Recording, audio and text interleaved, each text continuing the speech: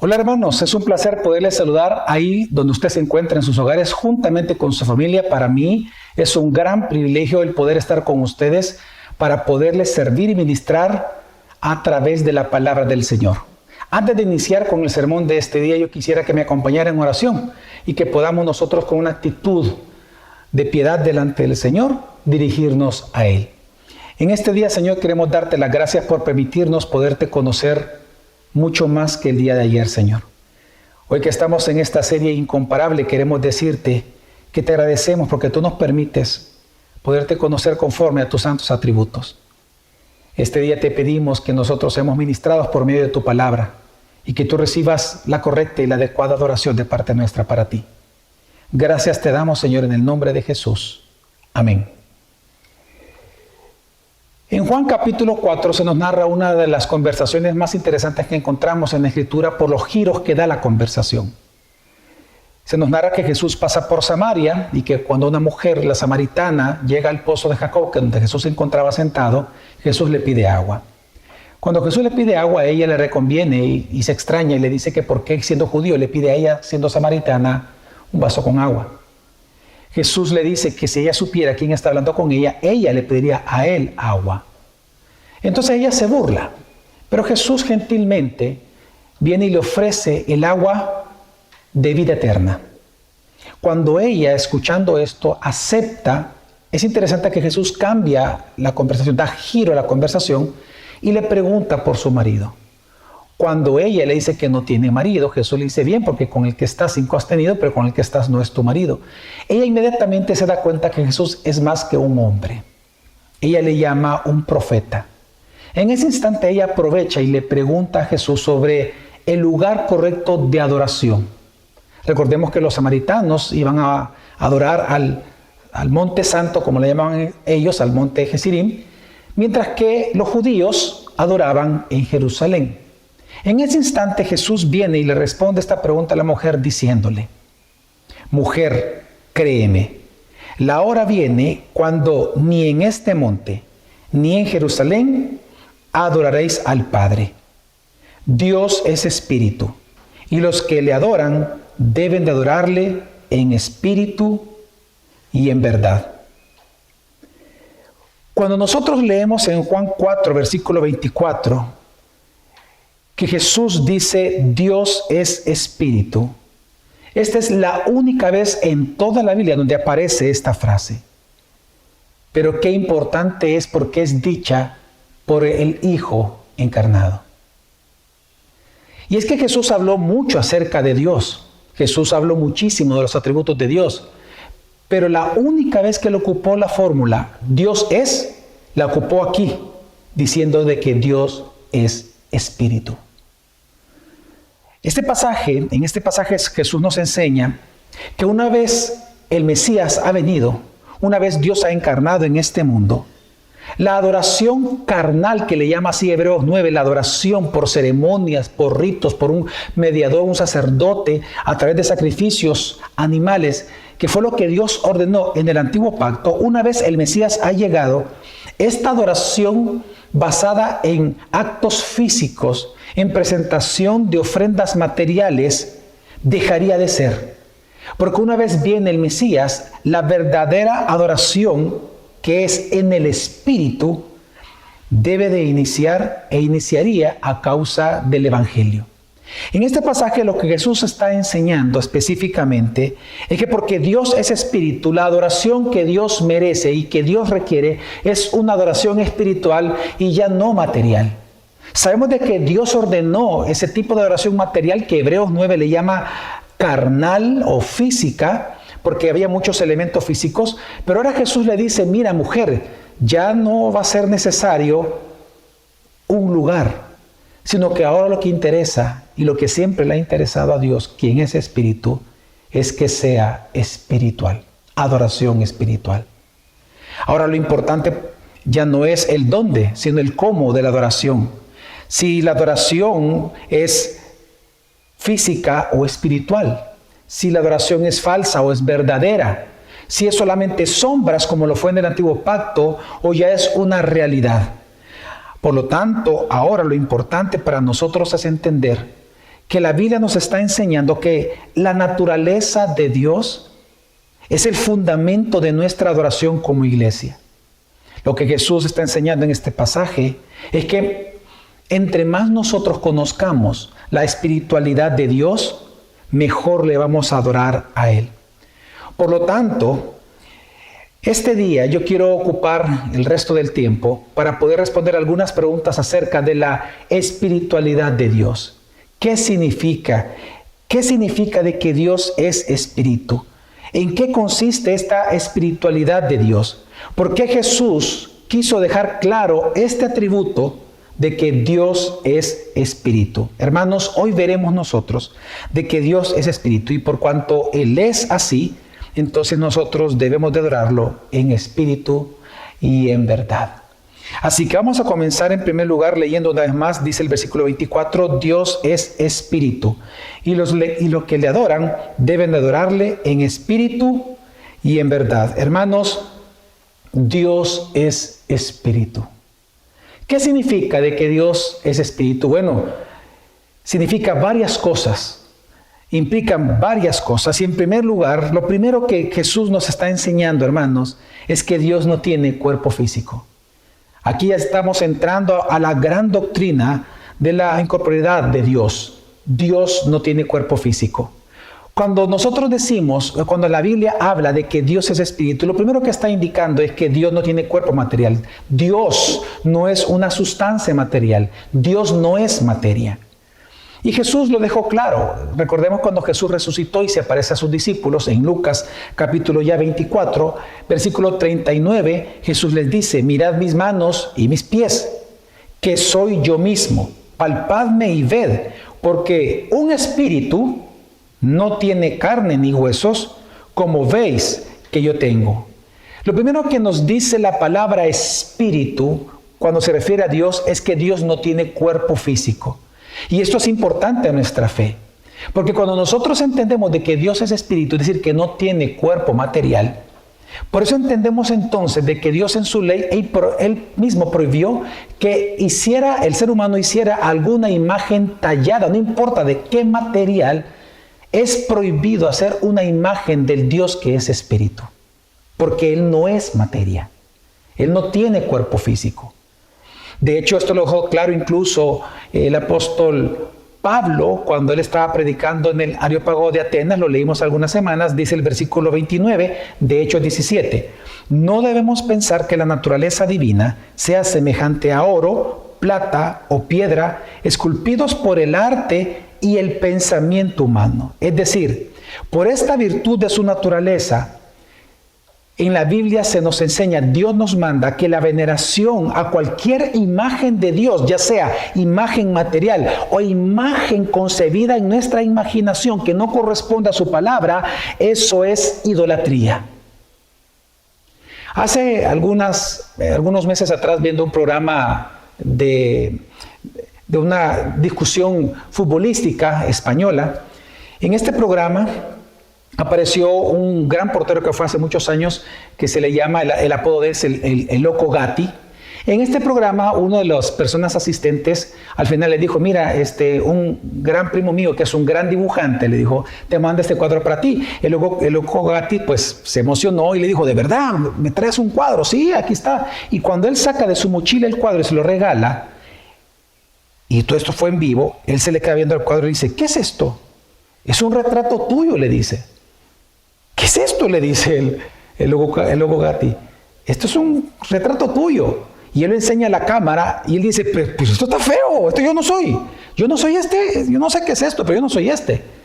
Y para serle franco, hermanos, cuando yo vi el cuadro estaba bien feo.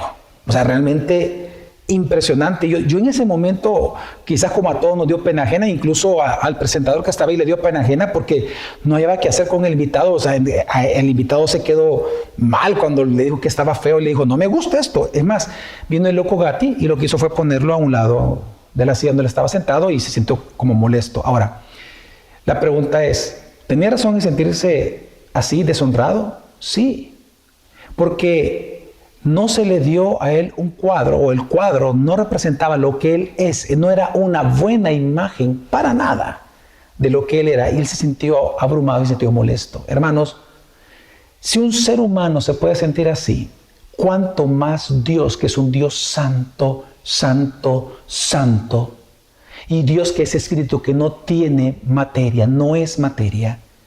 ¿Cómo él se puede sentir deshonrado y ofendido porque los seres humanos quieren adorarlo a través de una imagen que no corresponde a quién es él?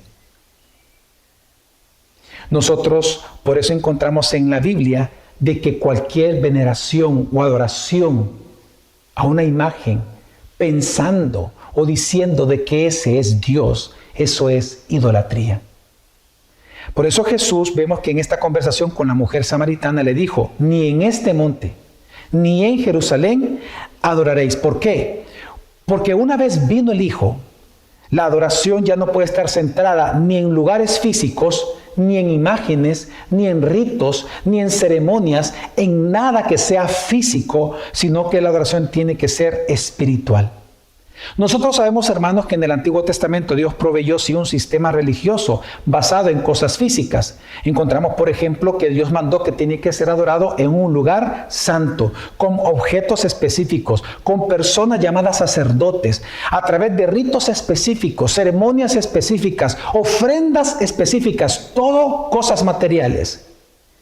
Pero precisamente a este sistema basado en estas cosas físicas, acciones físicas, Hebreos 9 le llama una ley carnal. Una ley carnal porque estos elementos, por ser materia, solo podían purificar la materia del ser humano, lo que es la carne, el cuerpo físico. Hebreos así lo dice, que estas ceremonias lo único que podían hacer era purificar el cuerpo humano, la parte material, mas no la parte inmaterial. Por eso se le llama una ley carnal, porque no podía limpiar el corazón. Pero ahora en el Nuevo Testamento nosotros vemos que el enfoque de Dios ya no son estos ritos, ya no son estos objetos materiales. Ya la adoración que Dios requiere no es una adoración carnal, bajo la ley carnal, bajo expresiones de la carne. Ya no es necesaria estas cosas, sino que lo que Dios requiere, y siempre lo ha requerido aún en el Antiguo Testamento, es la adoración de un espíritu regenerado, de un corazón contrito y humillado delante de Él. La adoración que Dios requiere es espiritual porque Dios es espíritu. Pero en segundo lugar, también encontramos que cuando Jesús dice Dios es espíritu, también se refiere a que Dios, por no tener cuerpo, Dios es invisible. Cuando hablamos de la gran doctrina de la invisibilidad de Dios, lo que estamos diciendo es que Dios no puede ser visto por ojos humanos. Hermanos, Dios no tiene tamaño, Dios no tiene forma, Dios no tiene color que nosotros podamos observar o ver con nuestros propios ojos, sino que solamente nosotros podemos observar los atributos de Dios, quién es Él, los atributos invisibles de Dios a través de sus obras. Esto es lo que nos dice Romanos capítulo 1, versículo 20. Nos dice, porque las cosas invisibles de Él, la invisibilidad de Dios, porque las cosas invisibles de Él, es decir, ¿verdad?, su eterno poder y su deidad, se hacen claramente visibles desde la creación del mundo, siendo entendidas por medio de las cosas hechas, de modo que no tienen excusa. Lo que está diciendo, y conocemos este pasaje muy bien en nuestra iglesia, es que Dios, que es invisible porque Él es espíritu, la manera en que nosotros conocemos las cosas invisibles de Dios, sus atributos, es por la obra que Él ha hecho en el mundo. A través de sus obras, de sus actos poderosos, actos redentores, nosotros conocemos, podemos observar no solamente la existencia de Dios, sino que podemos conocer cosas invisibles acerca de Él. Sin embargo, el gran problema es que nosotros, la humanidad entera, por ser seres sensuales, es decir, seres que basamos nuestra vida en lo que vemos, oímos y sentimos, seres sensuales, lamentablemente la humanidad ahora sí ha puesto excusa. Lamentablemente piensan en nuestras culturas que porque ellos no sienten a Dios, no ven a Dios, no oyen a Dios, entonces ellos asumen de que Dios está ausente. Y lo que nosotros vemos a nivel mundial es que las culturas, las sociedades están creciendo con una sensación de abandono. Y ellos mismos han dicho y creen de que Dios o bien no existe o Dios bien está muerto. Lamentablemente, lo que ellos no entienden, o por lo menos como dice la Escritura, ellos en su necedad, dice ya luego el versículo 21 de Romanos 1, en su necedad, en su propio envanecimiento racional, ellos han decidido cambiar esta gloria de Dios, del Dios invisible, por una imagen corruptible de aves, cuadrúpedos, reptiles y de seres humanos. Lamentablemente la sociedad no quiere reconocer de que Dios es un Dios invisible, que Dios es espíritu. Hay una parábola bien interesante que el escritor Anthony Flew, él narró, él escribió acerca, él inventó acerca de cómo sería la conversación en tiempos modernos acerca de Dios. En la parábola él cuenta que hay dos exploradores que ellos salen a la selva africana, a la parte más recóndita de una selva africana, y que dice que ellos en esta selva tan exuberante, de repente se encuentran en la parte más remota con un bello jardín. Y ellos se extrañan porque en medio de la selva encuentran que hay un jardín en donde todas las flores muy bellas están ordenadas simétricamente. Están puestas con colores y formas similares de manera recta, simétrica. Es un jardín y en donde cuando ellos se acercan se dan cuenta que no hay una sola maleza. Está perfectamente cuidado el jardín. Y se dan cuenta que el jardín, ellos dicen, es imposible que este jardín esté en medio de la selva, tan bien hecho, tan simétrico, tan ordenado y completamente limpio si no estuviera cultivado por un jardinero. Entonces ellos esperaron al jardinero. Pasó un día y nunca llegó el jardinero. Entonces vino uno de ellos y le dijo a su compañero, quizás el jardinero es invisible, le dice.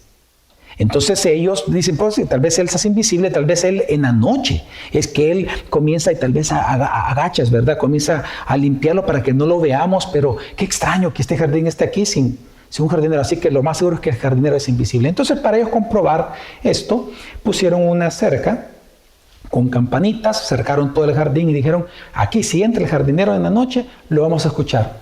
La parábola misma que él escribe nos cuenta de que pasaron varios días y que el jardinero nunca apareció. Así que viendo la misma persona que le dijo a su compañero, el jardinero es invisible, dijo, bueno, puede ser que también no solamente sea invisible, sino que posiblemente él es inmaterial, le dijo.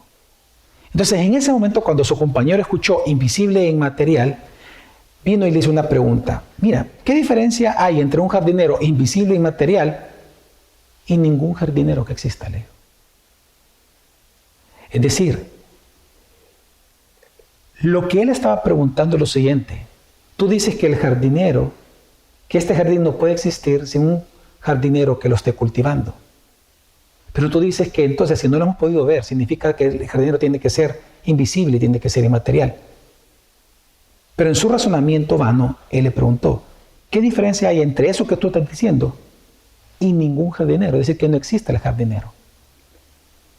La pregunta es entonces, si Dios es invisible e inmaterial, ¿qué diferencia hay entre que Dios sea invisible e inmaterial y ningún Dios existente? La respuesta dentro de la parábola sería que no hay ninguna diferencia. Pero la pregunta es, ¿cuál es la diferencia?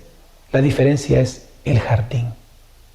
El jardín es la evidencia de que sí hay un jardinero, porque es imposible que en una selva haya un jardín completamente limpio, simétrico, ordenado por colores, sin una mente inteligente, sin un ser que lo esté cultivando. Lo que nos está enseñando a nosotros la Escritura, que aunque nosotros no veamos a Dios, que aunque nosotros no lo percibamos con nuestros sentidos humanos, eso no significa de que Dios no exista. Porque las cosas invisibles de Dios se han hecho visibles por el jardín que Él ha creado. Por la creación misma podemos nosotros reconocer de que Dios existe. Por eso Jesús le dijo a Nicodemo, cuando le habla acerca del Espíritu por medio del cual tenía que Él nacer de nuevo. Él le dice, mira el viento, tú no lo ves, tú no sabes dónde Él va, pero sí lo sientes. Y Jesús le dice, así es el Espíritu. Hermano, Dios es espíritu. Si bien es cierto, nosotros no lo podemos ver con nuestros ojos, Él no tiene forma ni color, pero eso no significa de que Él no exista. Por las cosas que han sido creadas, sabemos de que Dios existe y que Dios es espíritu. Es decir, de que Dios se conoce que es espíritu a través de los efectos de lo que Él hace en este mundo. Pero nosotros tenemos a la vez el entendimiento de que Dios es un Dios de gracia y misericordia. Este Dios que es espíritu es de gracia y misericordia.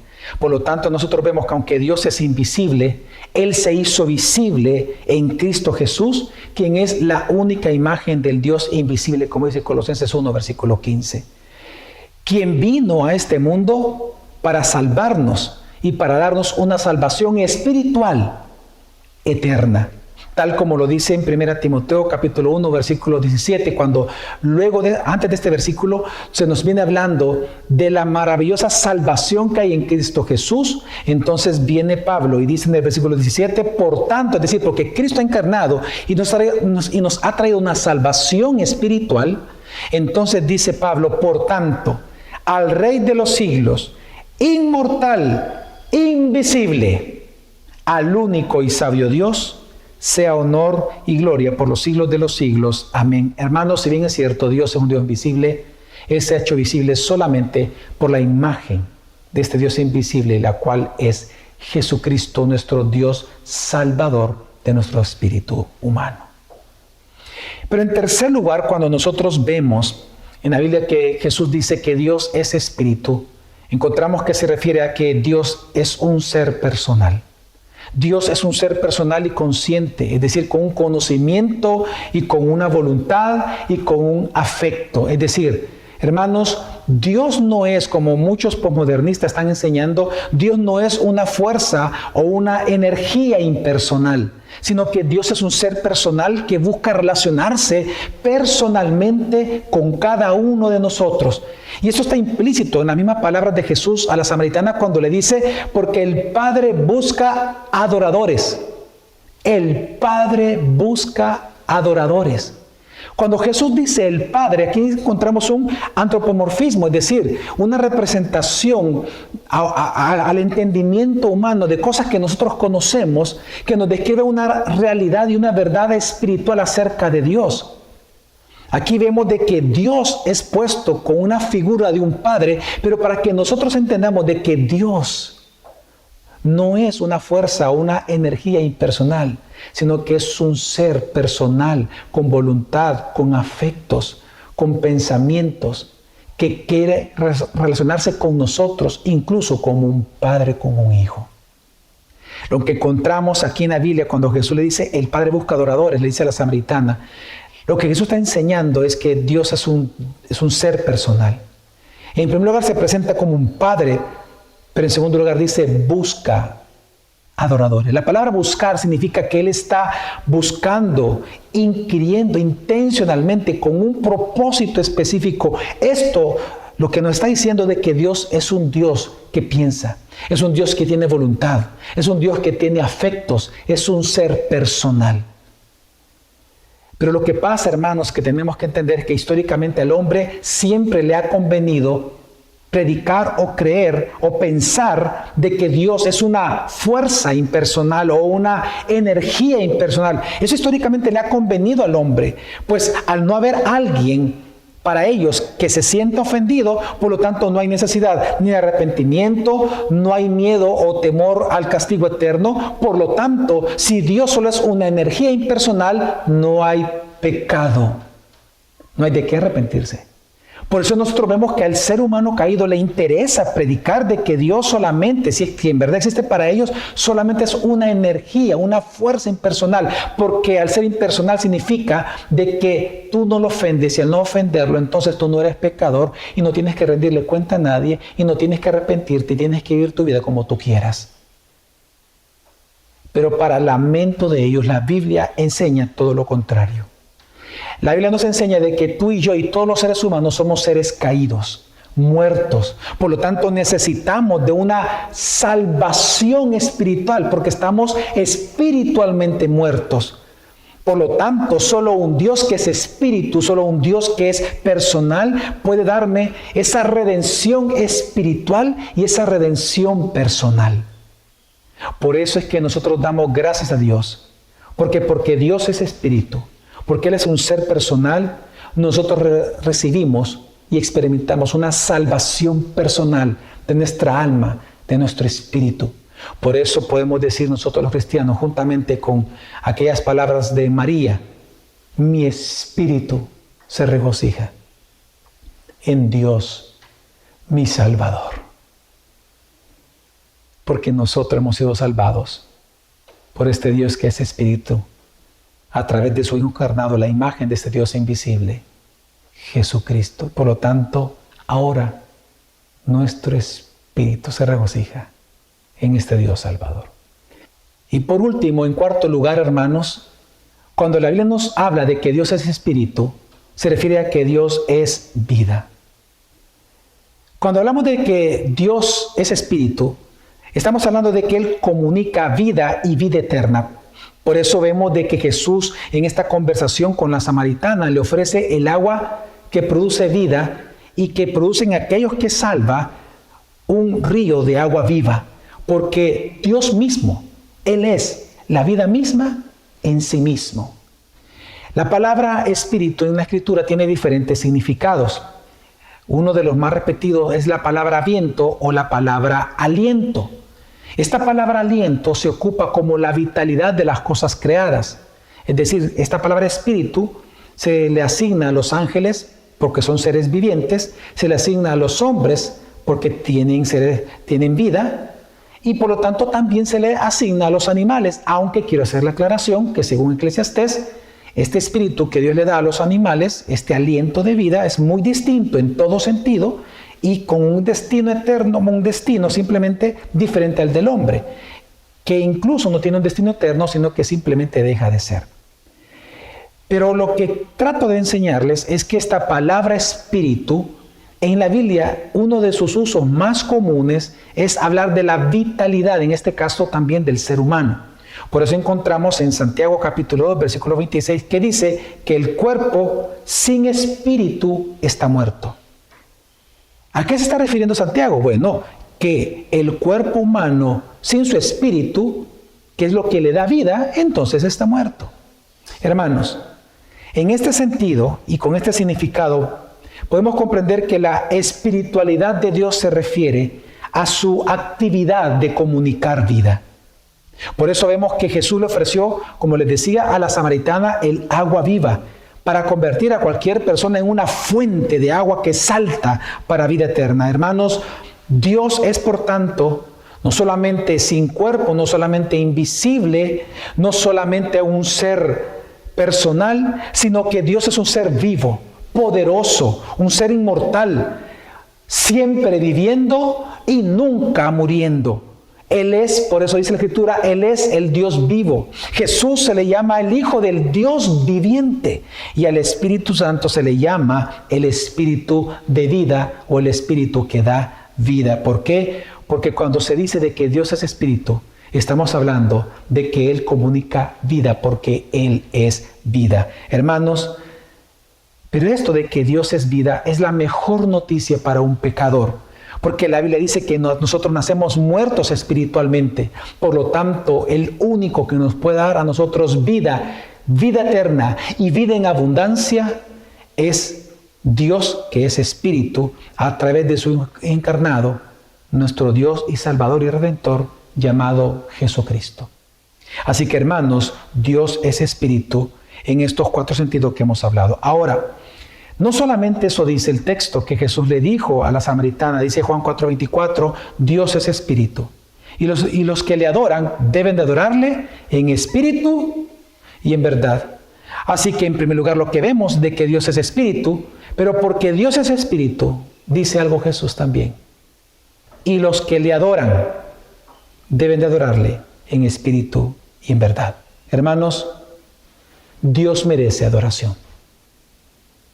Y la adoración debe ser en espíritu y en verdad. ¿Qué significa adorar a Dios en espíritu y en verdad? En primer lugar significa de que nosotros, los que le debemos adoración a Dios, los redimidos, debemos de adorarlo a Él y no a través de ídolos falsos. Cualquier imagen recreada de Él, física o imaginaria, es idolatría. Cuando la Biblia nos dice que los que le adoran deben adorarle en espíritu y en verdad, en primer lugar se refiere a que Dios no debe de ser adorado a través de ninguna imagen que el hombre haya creado. Una vez más quiero leer Hechos 17:29 cuando dice: no debemos pensar que la naturaleza divina sea semejante, veamos cosas materiales, oro, plata o piedra, esculpidos por el arte, pero luego menciona, y el pensamiento humano. Hermanos, por lo menos hay dos tipos de idolatría. Una forma de idolatría es la física, otra forma de idolatría es la imaginaria. Ambas son perversas. Por ejemplo, tomando el caso del que hablamos de Loco Gatti y de la parábola de Anthony Flew, ¿cómo tú te sentirías, hermano, si viniera, por ejemplo, unas personas te celebran el cumpleaños y viene tu familia, vienen tus amigos a los cuales te han dicho por años que te quieren? ¿Cómo tú te sentirías si ellos hacen una estatua tuya en forma, por ejemplo, de una rana o en forma de una cucaracha y te la traen a ti y tú les preguntas: ¿y qué es esto? No, es que esto eres tú. ¿Cómo que eso es? Sí, que así nosotros te concebimos. Así te imaginamos, como una cucaracha, como una rana. ¿Cómo tú te sentirías?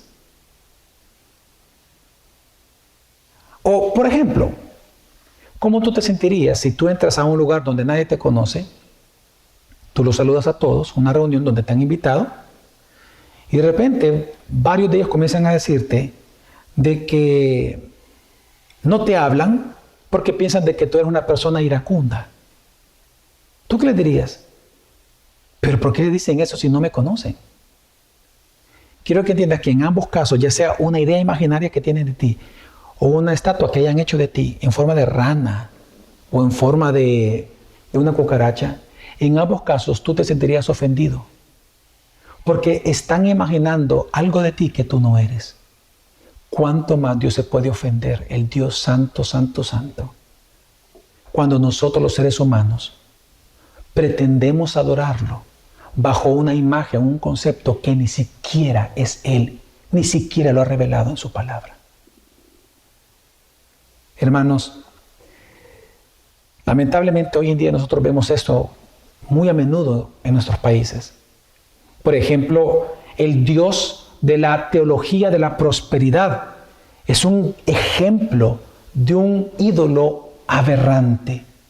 Porque imagínate, el Dios de la teología de la prosperidad se presenta como un Dios al cual tú le puedes comprar beneficios espirituales, bendiciones espirituales a través de cosas materiales. Yo te doy 5 pesos y pacto contigo para que tú después me des a mí $1,000,000. ¡Wow! ¿Realmente así es Dios? ¿Así es el Dios que encontramos en la Biblia? No. Por eso Jesús le dijo a la samaritana: Dios es espíritu, y los que le adoran deben de adorarlo en espíritu y en verdad, es decir, basado en la revelación del Evangelio. Una adoración espiritual conforme a lo que Dios ha revelado de sí mismo, de cómo Él quiere ser adorado. Así que la primera cosa que significa, verdad que significa adorarlo en espíritu y verdad, es que Dios no debe ser adorado a través de ídolos. Pero en segundo lugar, es que se refiere a que nosotros tenemos que adorarlo de una manera simple. Hermanos, adorar a Dios debe de ser a través de una forma simple, a través del Espíritu. Hermanos, nosotros encontramos en Él de que Dios ha inspirado en su palabra la manera en que debemos de adorarlo. Hacerlo, por ejemplo, de una manera en la que no ha sido ordenado por Dios en la Escritura es presentar fuego extraño en su altar, porque eso no honra ni su santidad ni su divinidad. Y esto lo vemos claramente en Levítico capítulo 10, versículo 1 al 3. Dios ha dejado claro en su palabra cómo Él quiere ser adorado. Dios es espíritu. Y los adoradores que Él busca es que le adoren en espíritu y en verdad. Una vez más, nosotros sabemos que en el Antiguo Testamento Dios ordenó ser adorado por ritos, ceremonias, personas, lugares específicos, pero ahora en Cristo la adoración que Dios demanda es una adoración simple en espíritu y en verdad. Por eso es que, hermanos, cuando una iglesia o una persona añade objetos o acciones que consideran sagradas para su culto a Dios, esta persona o esta iglesia se está rebelando contra el Dios que es espíritu y él mismo está estableciendo una adoración basada en religión sensual y material. Por ejemplo, nosotros voy a hablar de hace 20 años atrás, mirábamos en algunas ocasiones cómo mujeres creían que se llamaban danzarinas, como mujeres, vemos en muchas iglesias, como mujeres que se llaman danzarinas, ellas asignan al pandero o asignan a los colores de los trapos que usan a los pañuelos, los ven como objetos sagrados. Y en muchas iglesias ocupan este tipo de fenómenos, este tipo de aspectos sensoriales físicos, según ellos, para adorar a Dios. Banderas, panderos, muchas veces saltos inadecuados, palabras inadecuadas, actitudes inadecuadas, posturas y gestos, incluso que hasta lo vemos en las tribus de diferentes regiones como África o Suramérica, lo hacen cuando entran en éxtasis en su adoración a demonios. Todo esto, hermanos, es decir, añadir objetos y acciones a la adoración a Dios, hermanos, es ensuciar, entorpecer y rebelarse con la adoración que Dios pide, que tiene que ser simple, en espíritu y en verdad. Es decir, nacida de un corazón regenerado, es la adoración que Dios busca. Y lamentablemente muchas iglesias inventan muchas cosas, porque al no conocer de que Dios es espíritu, ellos no tienen base para su doxología, no tienen base para su adoración, y por lo tanto inventan cualquier cosa pensando que ese cualquier cosa Dios lo va a aceptar porque se hace con un corazón sincero, mas no se dan cuenta de que su corazón sincero está sinceramente equivocado. Y lo que Dios requiere es ser adorado obedientemente. Porque más que sacrificios animales, más que panderos, más que todo eso, que son cosas físicas, ley carnal, Dios lo que busca es obediencia.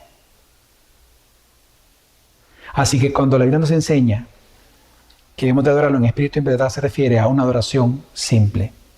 Y por último, adorar a Dios en espíritu y en verdad se refiere a que tenemos que darle un servicio de adoración a Dios con todo nuestro espíritu regenerado. Hermanos, la piedad no solamente es una acción externa, sino que es servir a Dios con toda nuestra alma, con toda nuestra mente, con todas nuestras fuerzas, con un corazón regenerado. La adoración a Dios tiene que ser como nuevas criaturas, en alabanza, con salmos, con himnos, con estos cánticos espirituales basados en la palabra. Cuando la Biblia nos enseña de que tiene que ser adorado en espíritu y en verdad Dios, nos está enseñando de que Dios tiene que ser adorado con la palabra, salmoniado con la palabra, cantarle con la palabra, orarle con la palabra, edificarnos con la palabra, discipularnos con la palabra. Por eso es que cuando una persona mete algo fuera, al discipulado, algo fuera de la Escritura, eso no es adoración, eso no es edificación, eso no es piedad. Porque Dios, la adoración que Él busca es adoración en espíritu y en verdad, basado en el Evangelio, en la palabra escrita. Tu adoración personal, ¿cómo es, hermano? Pastor, ¿cómo es la adoración de tu iglesia? ¿Acaso gira en torno a la palabra o gira a tradiciones humanas o a inventos de niños y niñas? Dios merece ser adorado como su naturaleza exige ser adorada.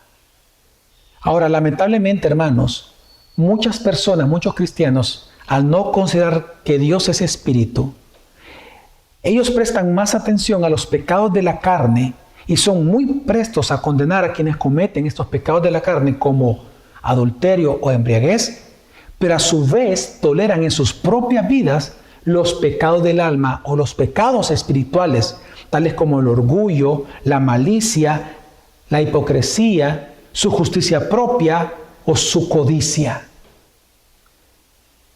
Lamentablemente, muchas personas son más prestas a condenar los pecados de la carne que a los pecados que son propiamente espirituales.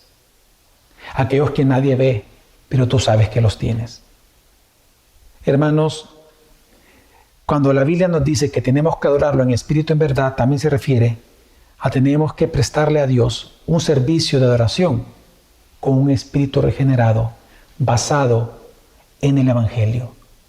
Hermanos, en este gran pasaje Jesús nos enseña que la espiritualidad de Dios es la base de nuestra verdadera adoración espiritual, fundamentado en el Evangelio, en la verdad de Jesucristo. Hermanos, Dios es espíritu y Él debe ser adorado en espíritu y en verdad. Ruego al Señor que Él nos permita que este día domingo y toda la semana, cada día de nuestra vida, podamos hacerlo. Vamos a orar.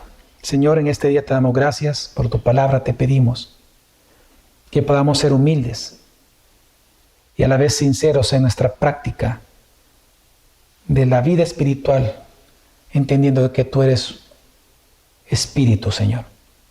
Poderte adorar en espíritu y en verdad conforme a tu palabra, pero a través de un espíritu y un servicio que damos por tener un espíritu regenerado. Señor, gracias, porque tú eres bueno en gran manera, porque para siempre es tu misericordia.